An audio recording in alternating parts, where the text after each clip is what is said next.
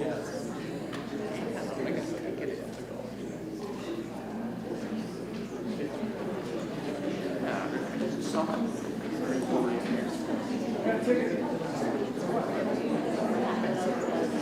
is a labor dispute that was working, and we had an inflatable.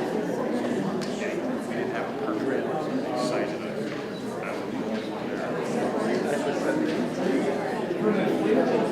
He got arrested last night.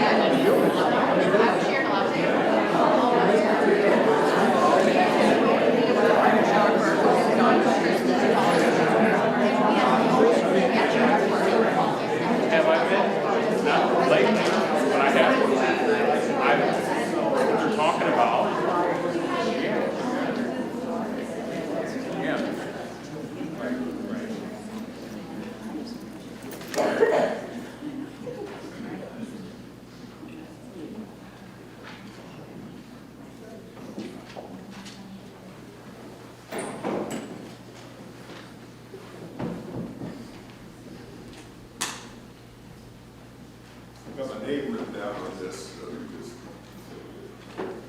Folks, we're going to start the service here in just a second. At this time, we'd like to ask everyone, if you do have a cell phone, I'd like you to place it on vibrate or silent, or put it turned off, out of courtesy of everyone else here during the service. If you do have it, give me just a second.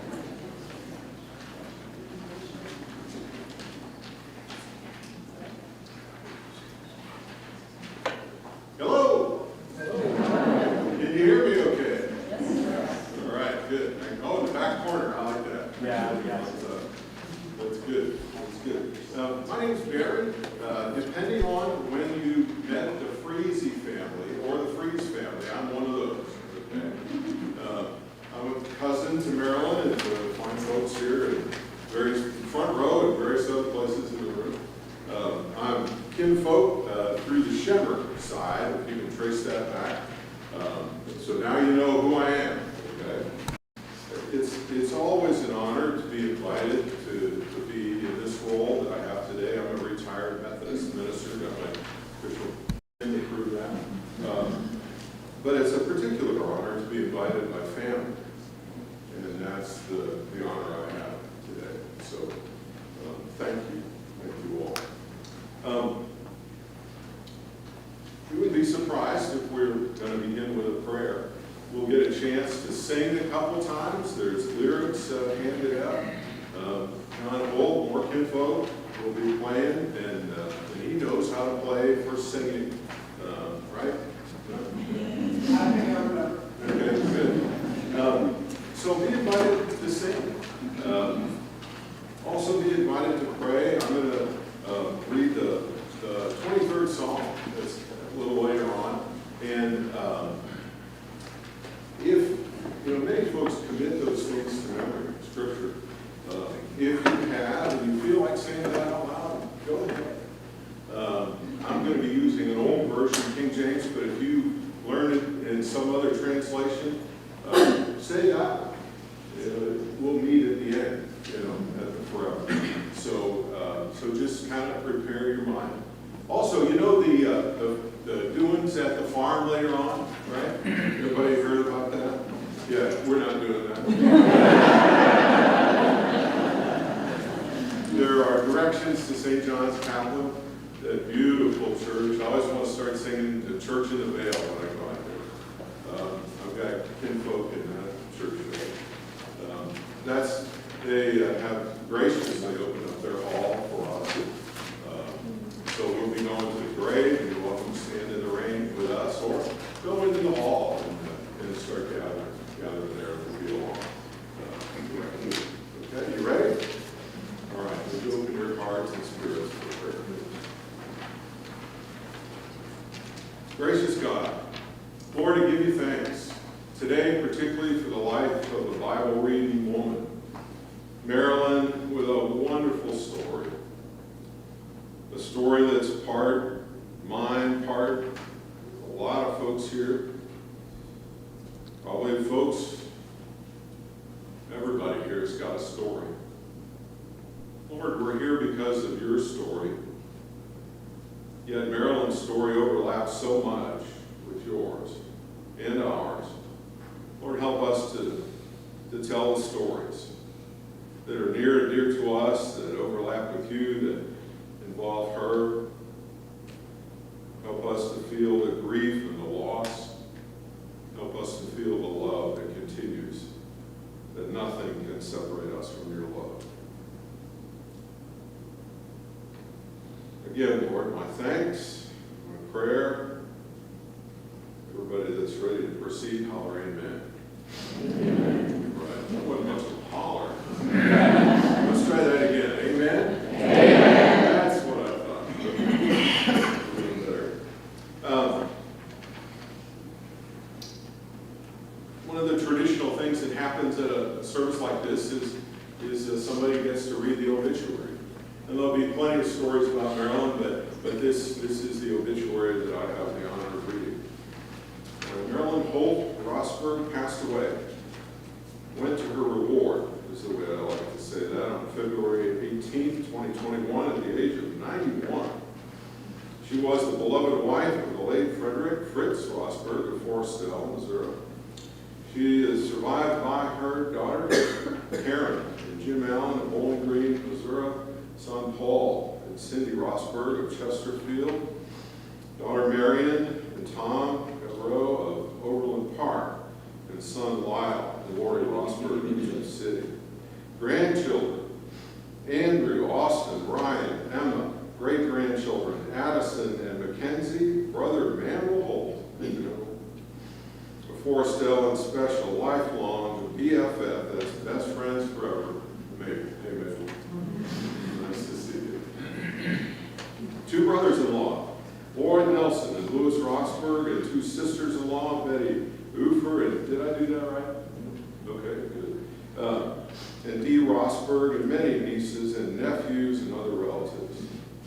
She is preceded in death by her father, Paul Holt, her mother, Hilda Schummer, and husband, Frederick Fritz Rosberg. She was married for 50 years to Fritz. She traveled with Fritz to all 50 states, Europe, and Costa Rica. Marilyn liked to quilt, crochet, sew, and ride her four-wheeler.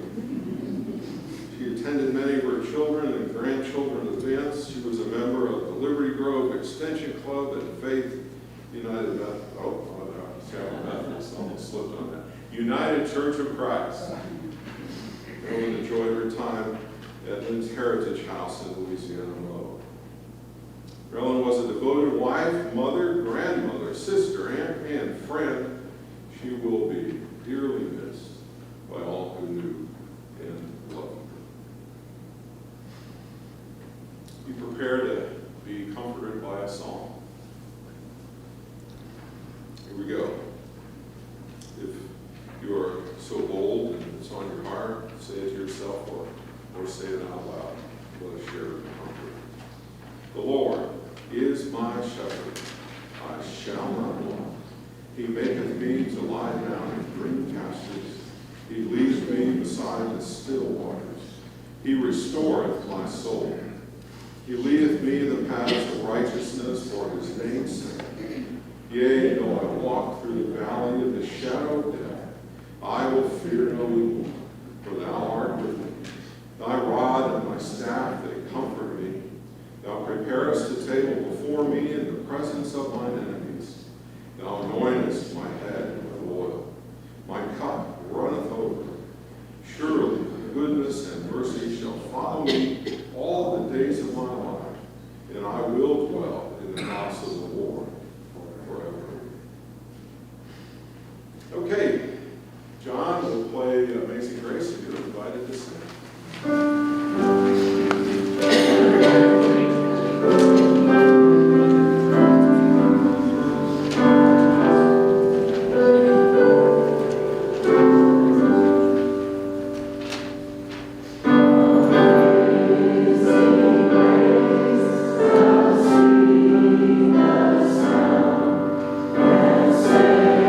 The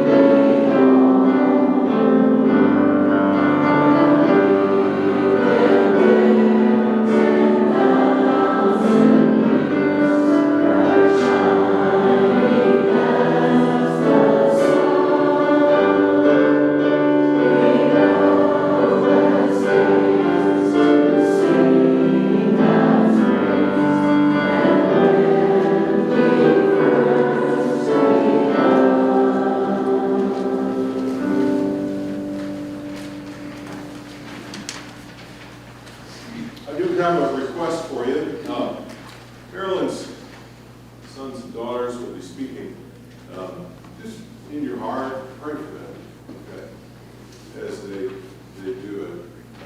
And just to add fun to it, if they're not going in birth order. That was a big discussion point. But it's all negotiated, everybody's good. So pray in your spirit, in your heart, as they do this wonderful one.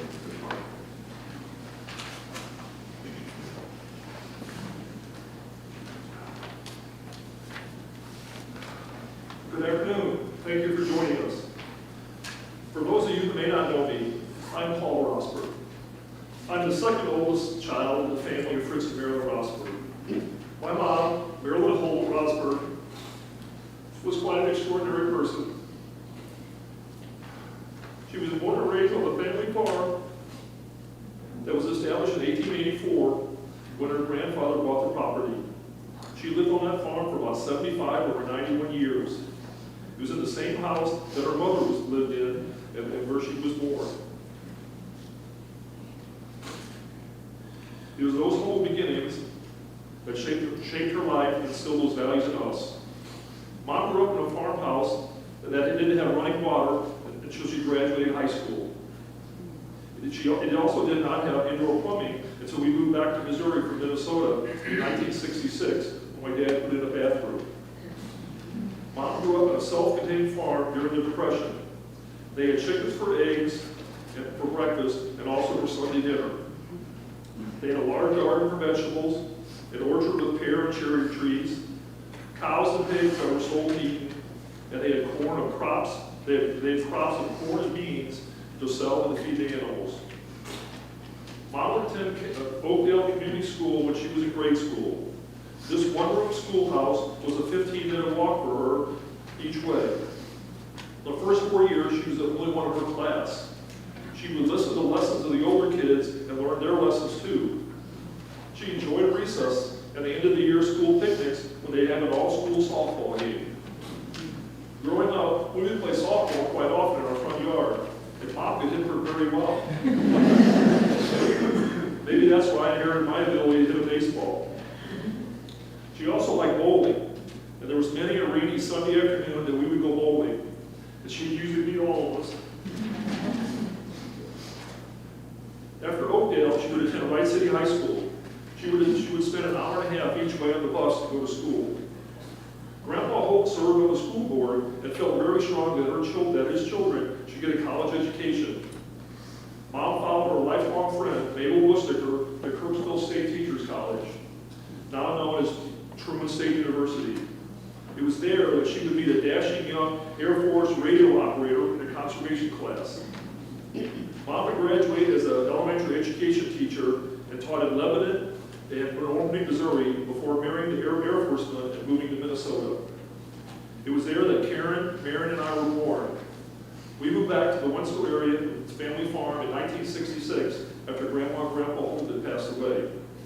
Lyle completed our family in 1968. Growing up, Mom did so many things for us. Every morning she would fix breakfast and start our day. Every night at 6 was dinner, or supper as we used to call it. I always had a clean uniform for all my baseball and basketball games, and she helped me with homework and always provided moral support on a bad day. And Mom was quite the seamstress growing up, and she loved to sew. Her, Karen, and Marion would frequently drag me to the fabric store. That is where you learn patience in life. They would sort through bolts and bolts of fabric looking for just the right material. No fun for a teenage boy, and it was almost as much fun as sitting through the pageant bands.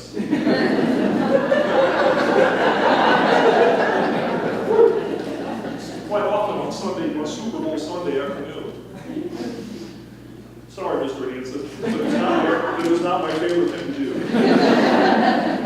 Mom would always say, they come to all your basketball games, but I would counter, but they want to come to my basketball games. I don't want to go to their band concerts, but I never won that argument. Mom was sold quite a few things growing up, and she sewed many things that we wore, including church, jackets, dresses. In one year, she even sewed me a stylish aqua blue polyester leisure suit. I was stylish.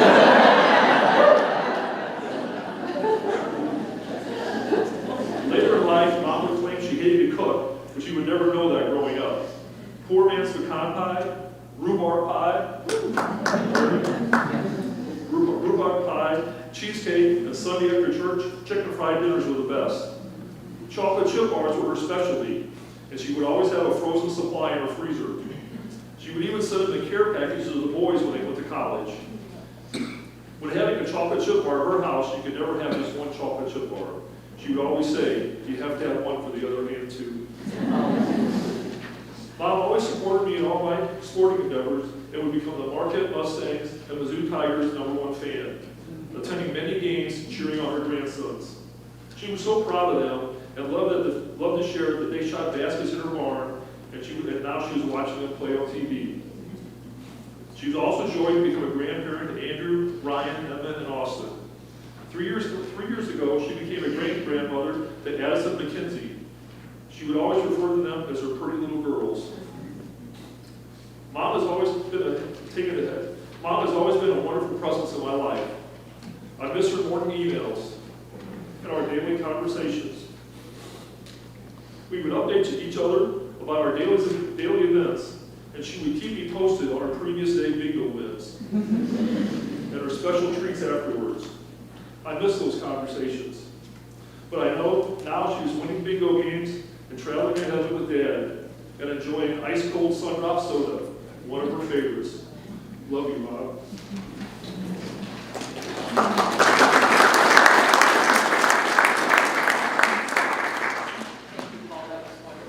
Thank you again, everybody, for coming today. So I'm Marilyn Rosburg, and I am my mom's third child. So we really are mixing up the order today that we're speaking. So I have the pleasure of being my mom's third child, and I have realized as an adult what an awesome mom we all had, right?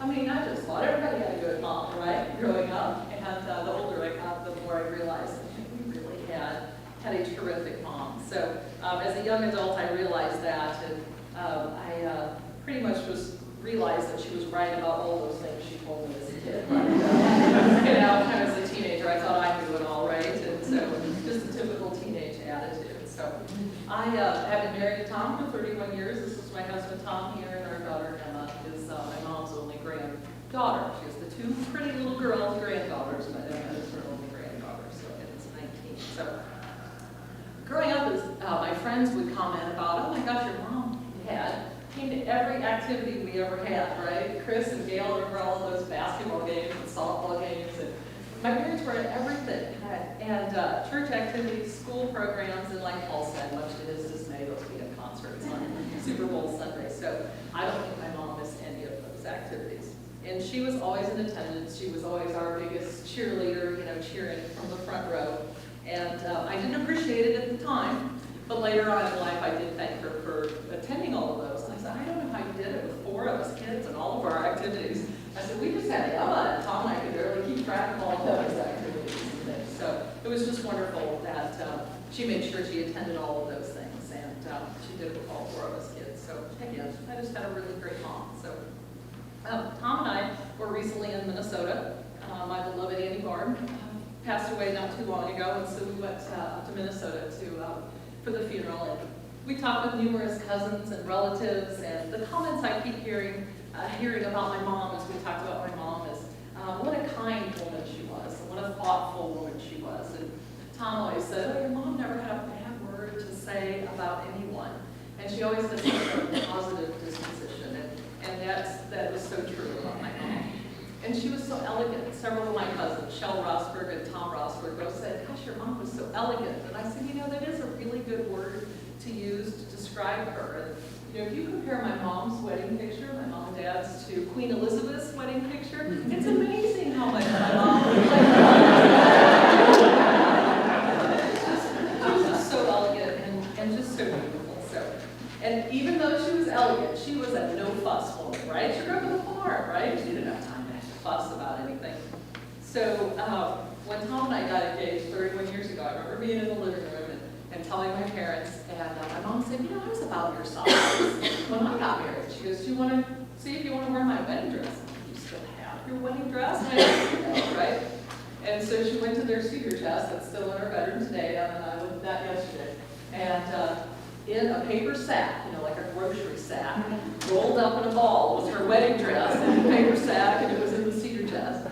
And she pulled it out, kind of shook it out, we smoothed it out, and held it up. I'm like, oh my gosh, it's gorgeous, right? It had a lace jacket to it, and it had the tulle dress, and I put it on, and it fit perfectly. We didn't make one single alteration. It fit. I was the exact same height as my mom. It was a floor-length gown, and it fit perfectly. It was just the right length. The sleeves were long, got the Rosburg long arms, and it fit perfectly. So I wore the wedding dress. We didn't even have it cleaned. We didn't even iron it until it might melt because it was the lace. And after the wedding, I gave it back to my mom, and she put it back in that paper sack. That was her no fuss, right? That is just a great example of no fuss. So she was very good about visiting others as well, older relatives, made sure and stayed in contact with folks. And growing up, I think I visited every nursing home in the Wentzville area to visit anyone, a church member, a loved one, a family member that was, in the nursing home. We visited, I think, every nursing home around. She regularly visited our Uncle Luke Holt and Aunt Clary and our cousin Tommy Holt, and I would always tag along because that meant I would get a soda. We didn't have soda in our house, so I would always get a soda and some cake. And so we'd go and visit Uncle Luke. So maybe these kids are nodding too. They remember those visits. And Mom would come home with those farm fresh eggs. So those are just some great memories. She just always made sure and visited folks and knew how important it was to stay in touch with everybody. And never a Christmas morning would go by without calling Mabel, her best friend, and wishing Mabel happy birthday. So she always thought of Mabel, and we thought of Mabel every Christmas morning on her birthday. So one of my mom's greatest joys was being a grandmother, of course. So we had gotten this block for her years ago. It says TGIF. It says, this grandma is fabulous. So, I love that. She had that in her house, and she took it to Lynn's Heritage House as well, and had it there at her assisted living place. And I always love that block. So Emma has my daughter Emma has such wonderful memories of spending a week with Grandma every summer. Karen would make sure we'd get Emma there, and she'd spend a week on the farm. She would come back with all sorts of stories, right? I mean, you had the best time. Walks in the woods, they'd ride horses with Jim Jackman, the neighbor across the street. Played in the creek. You'd watch David Rockensick doing the, farming on Grandma's property and baling hay. And best of all, riding the four-wheelers. Paul would come out and take Emma riding on the four-wheelers. So Grandma loved riding her four-wheelers around the farm. And also with the help of Karen, my mom came to as many activities in the Kansas City area as she could of all but band concerts, Emma. She got to your church programs, and she went to as many of Emma activities as she could, just like she did for us poor kids when we were little. So, and as you can tell by many of the little crafty things around the room, like Paul said, her mom was really talented. She was a great seamstress. She taught Karen and me to sew. I didn't know if Paul was traumatized by the she crochet, and she did beautiful embroidery, and she played the organ too. She still has an organ in her bedroom at the farmhouse, and she would play the organ, and it was just beautiful always to hear that. So we were a musical family, and other than Paul, of course. So.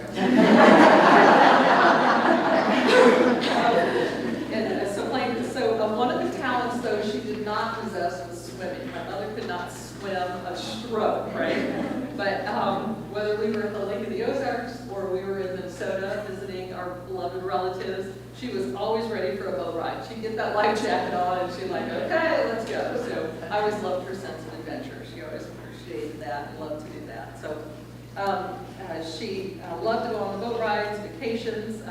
She did crafts at Lynn's Heritage House, visiting friends and relatives. So she stayed in touch with many people at the age of 91. Paul mentioned she still was emailing, right? I mean, I think that was pretty awesome that she was 91.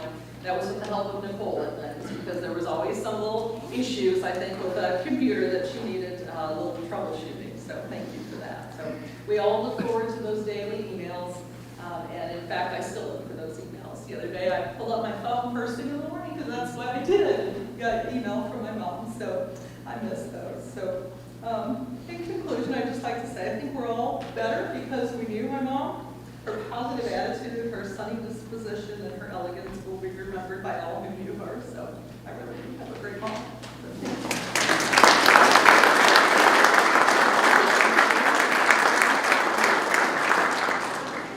Hello, I'm Lyle, I'm the youngest, and yes, we are switching up the order, because unfortunately this time I can't say we saved the best for last.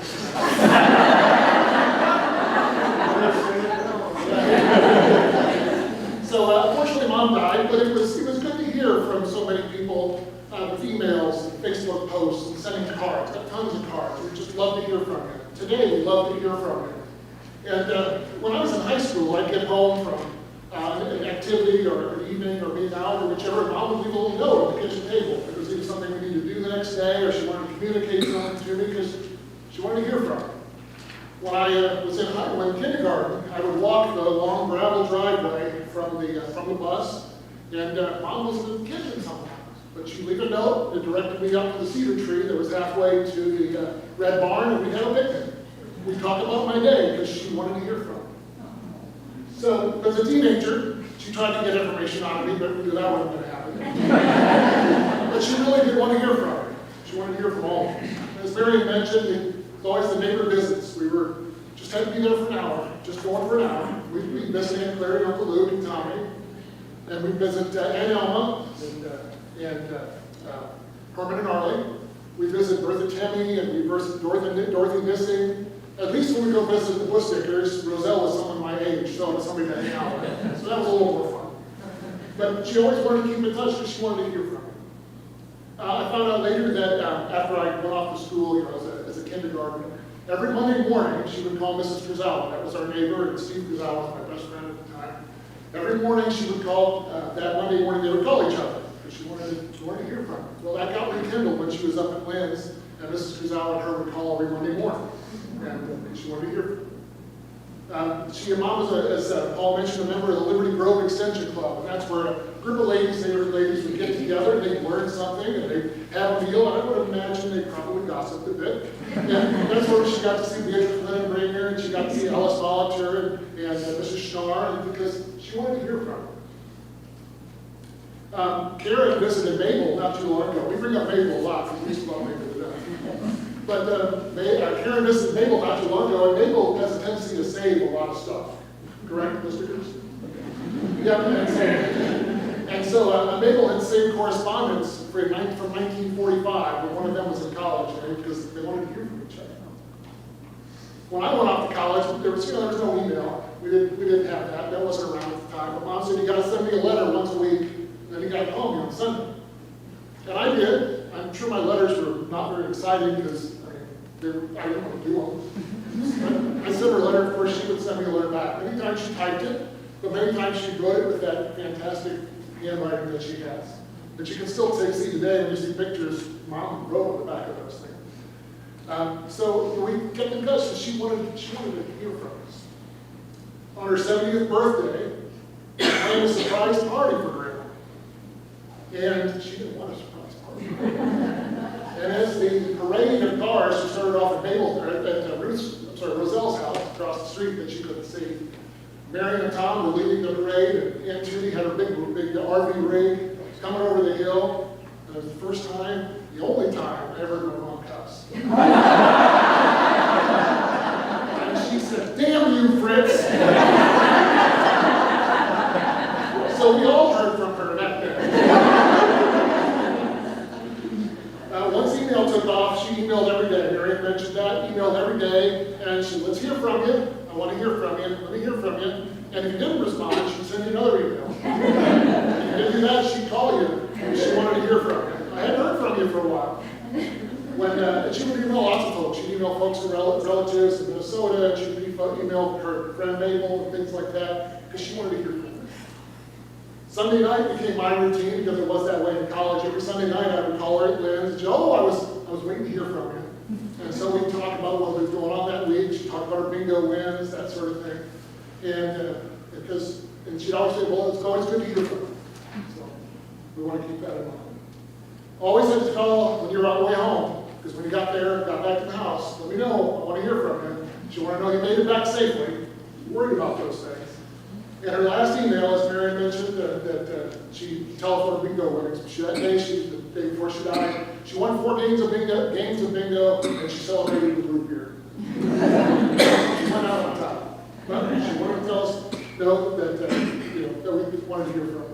So we will miss hearing from her, but we know she's still listening and she's hearing from us today. So as we gather here today, as you see us, think of us, as you think of your own friends and family, think of your own relatives, let them hear from you.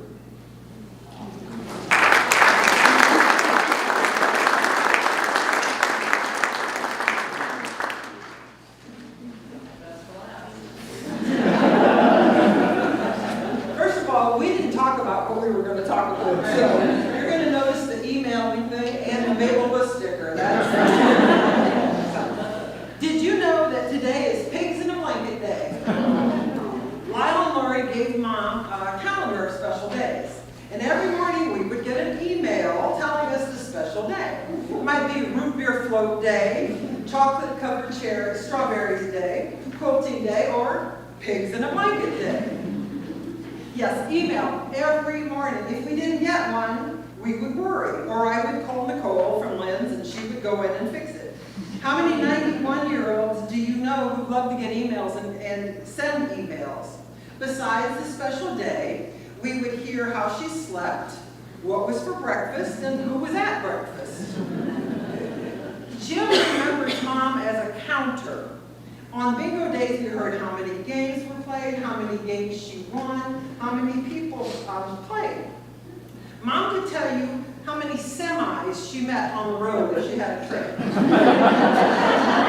She'd tell you how many people were at church, or how many were at the Rosburg reunion, and how many books she read one summer. She's probably counting us right now. So Mabel Busticker, where is Mabel? Oh, there she is. Okay. Mabel Busticker was Mom's BFF, her best friend forever for 91 years. They were confirmed together. They graduated from the same high school. Mom picked her college because Mabel picked the same college. They emailed each other every day. And as Lyle said, I went to visit Mabel the other day and she showed me some letters that Mom had written to her back in the 1940s. So they corresponded for a long time. When Mom quit driving, she and I would travel twice a year to visit Mabel face to face. Mabel, Mom loved you. Mom's favorite restaurants were IHOP, where she ordered a 2x2x2,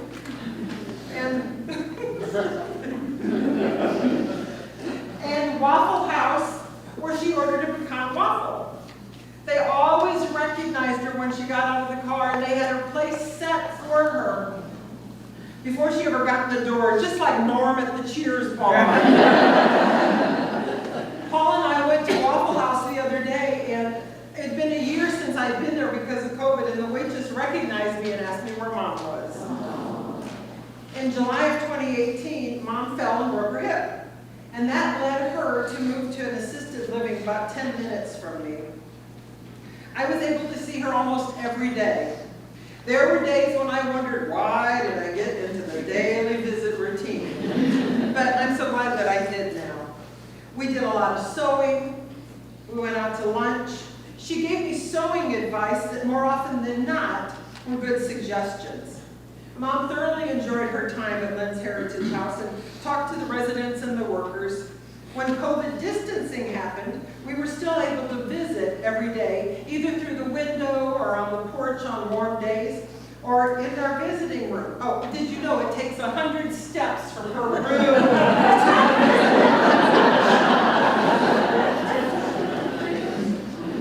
I would call Mom every day after school, and she would ask about my day, and if my students had learned anything, and they loved to hear, I told their stories about them, and they loved to hear about her. I miss having somebody ask about my day.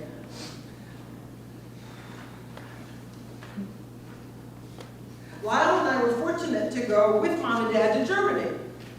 It was great to be there together, but what was amazing was listening to Mom communicate with everyone. As a child, Mom only spoke German until it was time to go to school, when my grandmother said, time to learn English. But in Germany, Mom's German came back to her. We would walk into a restaurant, and in German they would say, blah, blah, blah, blah, and Mom would go, oh, blah, blah, blah, blah. It was so fun. One day, after a long conversation with a German man, Mom looked at me and said, I can't believe I'm speaking German to a German. Last summer, while Mom and I were sitting on the porch at Lynn's, she asked if I wanted to hear some of her prayers in German. There was her first child's prayer, her morning prayer, and her nighttime prayer. I taped them all, but I want to share with you the nighttime prayer because it's a message we all need to hear after her passing, and that's how Mom would want us to live. The words are printed on the back of Amazing Grace, and they're something close to, I'm tired, so I'm closing my eyes. Father, watch over me. If I did something wrong today, I won't worry about it. God will make everything well. Andrew's going to play that. Okay. Heute bin ich diesen Morgen, schließe meine Augen zu. Vater, lass die Augen dein über meinen Götter schauen. Hab ich Unrecht heute getan? Sieh es, liebe Gott, nicht auf. Deine Gnade und Christi Blut wurde allen Schade weg.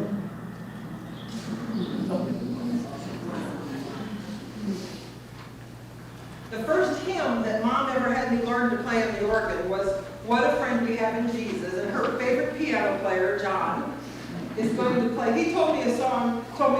He said my mom never missed one of his piano recitals. So, and whenever we got together, Mom would say, John, would you play something? Would you play something? So, will you join us singing What a Friend We Have in Jesus? And John will be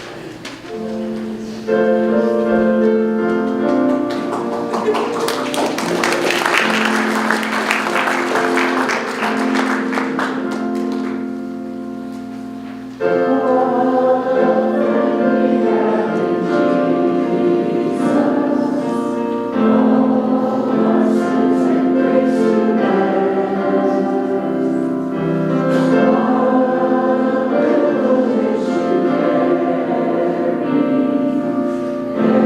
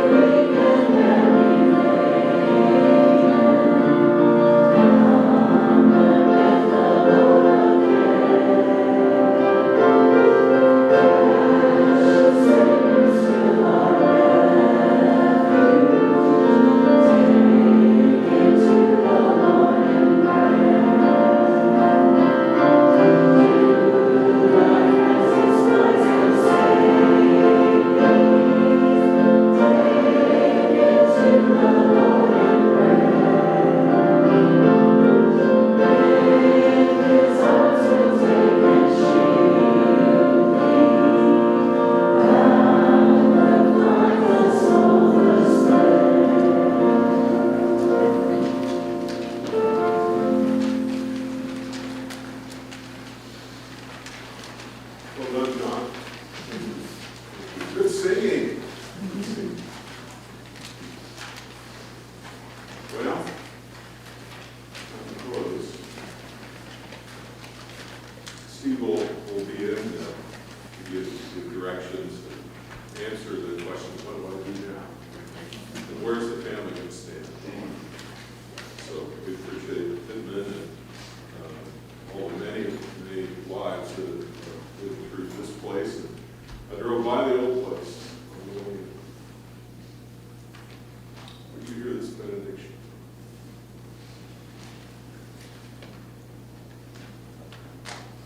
Dear Lord, thanks a lot. Thank you for Marilyn. Thank you for the witness of each body, each spirit, each smile, each tear here. Thank you for 4 wonderful testimonies. Thank you for the prayers that supported them. Lord, we pray for protection, because it's still crazier than usual out there. We pray for protection for our spirits, our thoughts, our processes, our minds, our hearts. Lord, help us to love as we have seen our own love.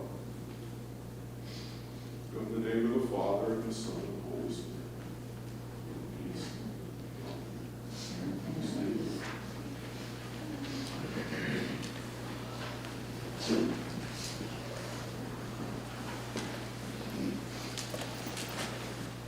Folks, it's enough for the services in Maryland. On behalf of the family, we do want to thank everyone for being here today, showing your support and love for them, sharing stories.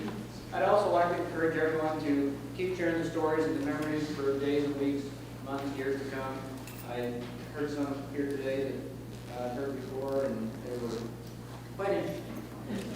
Very nice to keep share those. Just a little bit, we'll be going to the cemetery. The family's asked that they're going to take Marilyn by the old farm on the way down. They're going to have their committal service at the cemetery there in Capitol at the church. There's also a gathering for everyone there at the church that you're welcome to attend. Not nice enough to have a picnic outside, so we're going to have a picnic inside at the fellowship hall there at the church. This time I'd like to ask the folks in the back of the chapel come down to the side aisle there, greet the family here, going out the door to my right and to your left. Again, thanks for being here today.